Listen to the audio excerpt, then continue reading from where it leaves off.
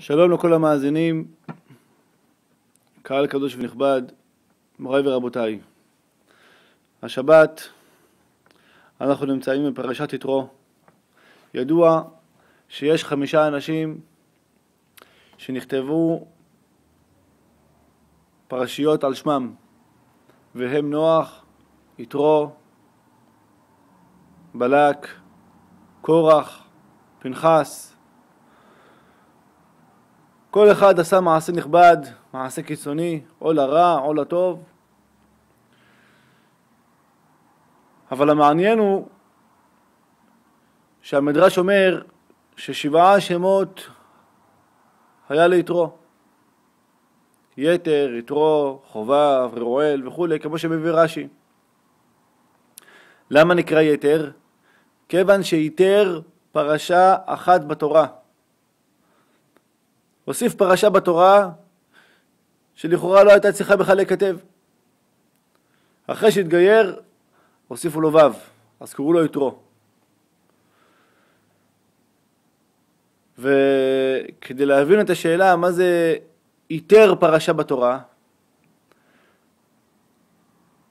הכוונה היא שאם אנחנו מתבוננים בפרשה שאותה יתר יתרו, זאת אומרת, אומר המדרש, היה ראוי להתחיל מהחודש השלישי, לדבר ישר על עניין מתן תורה.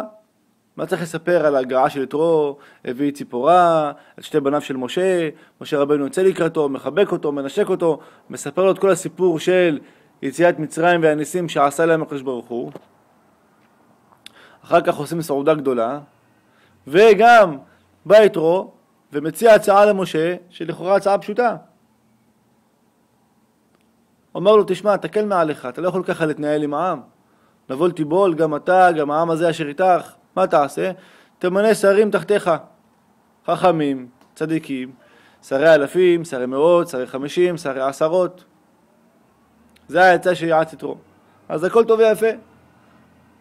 אבל זה לא היה דבר חדש. למה זה לא היה דבר חדש? אומר המדרש, איך עם ישראל תרמו למשכן זהב, כסף, נחושת, תכלת וארגמן, תולעת שני ושש ועזים. יש שם גם דברים שאי אפשר להשיג במדבר, אורות אלים מאודמים, אורות נחשים, עצי שיטים. מאיפה כל הדברים האלו? איפה יש עצים במדבר? אז נכון שחלק דברים באו בנס, אבל רוב הדברים, אומר המדרש, באו מסוחרים. היו הרבה עמים שבאו לחזות בעם המובחר, בעם שנעשו לו כל כך הרבה ניסים, והסתחרו איתם. זה הביא איתו בדים, זה הביא איתו אורות, זה הביא איתו עצים. עם ישראל היה משלם, וככה הוא עושים משא ומתן ביניהם. זאת אומרת, זה לא היה חדש שמישהו הגיע למדבר, זה לא היה דבר חדש.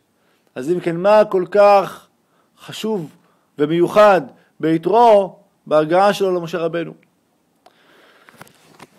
אבל אם נתבונן, את זה מתרץ רש"י. רש"י אומר, וישמע יתרו מה השמועה שמע ובא. מה הכוונה?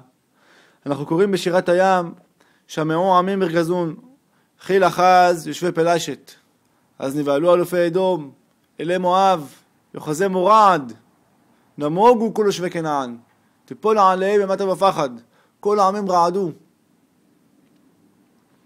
מפני בני ישראל. כולם שמעו על היד החזקה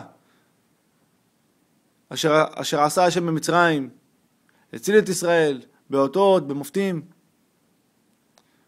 אבל לא שמענו על אף אחד שבא להתגייר. אף אחד לא בא למדבר, אמר אני אבדוק, אני אברר, התבונן, האם כדאי גם לחסות תחת כנפי השכינה, להצטרף לעם הזה. אף אחד. עם כל הפחד והחלחלה והאימה, אף אחד לא בא לחסות תחת כנפי השכינה, מלבד אדם אחד, שהוא יתרו. זאת אומרת, אותה השמועה של הניסים, זה לא רק היה סיפור בעלמא בעיניו, אלא זה היה משמעות אדירה. לכן אומר רש"י, מה השמועה שמע הוא בא כדי להתגייר. לכן זכרה שהתורה הוסיפה כביכול פרשה על שמו. כי אמרנו, הרבה אנשים באו למדבר. אבל אחד כמו יתרו, שבא להתגייר, בא לחסות תחת כנפי השכינה, זה לא היה אחד שקדם אותו. לכן התורה יתרה פרשה על שמו. וזה הדבר נוגע לכולנו. למה?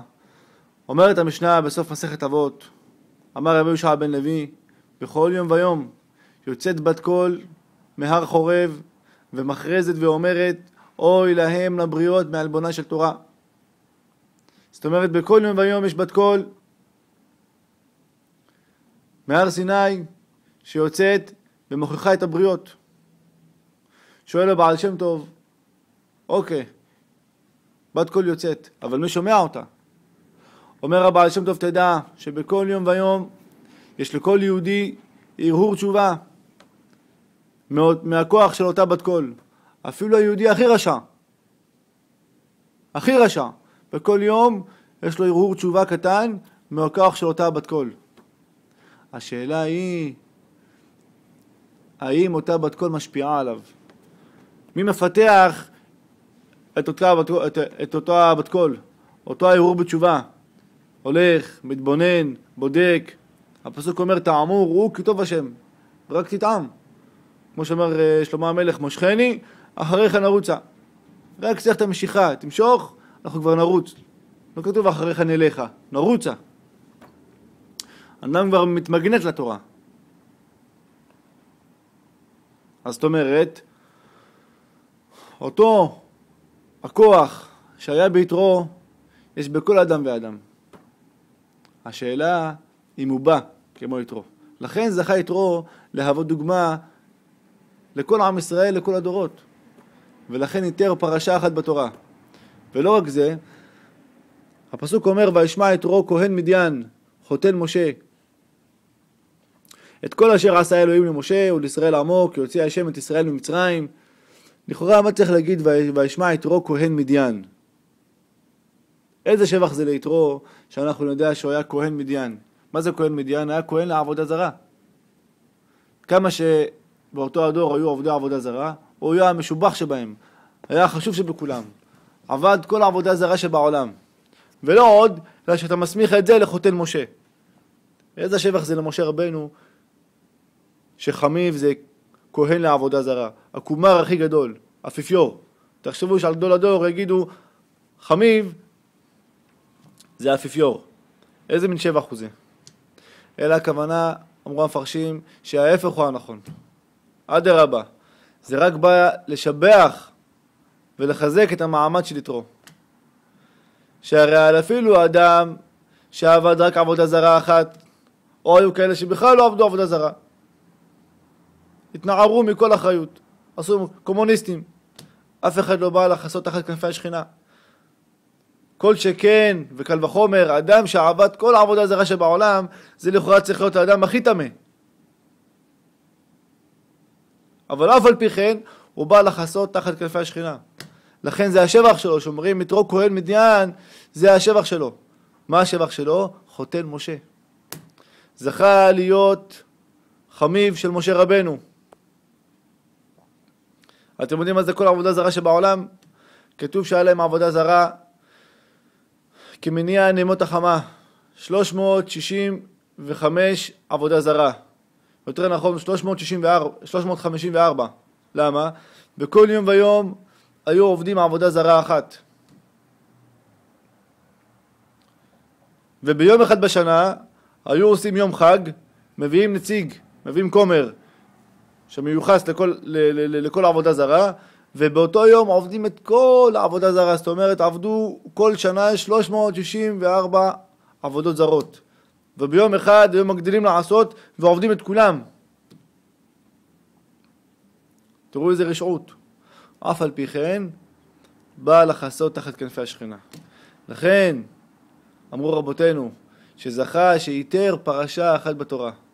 פרשה אחת אקסטרה, שלא הייתה ראויה להיכתב. אבל למה נכתבה? כדי להגדיל ולשבח, לפאר את שמו של יתרו.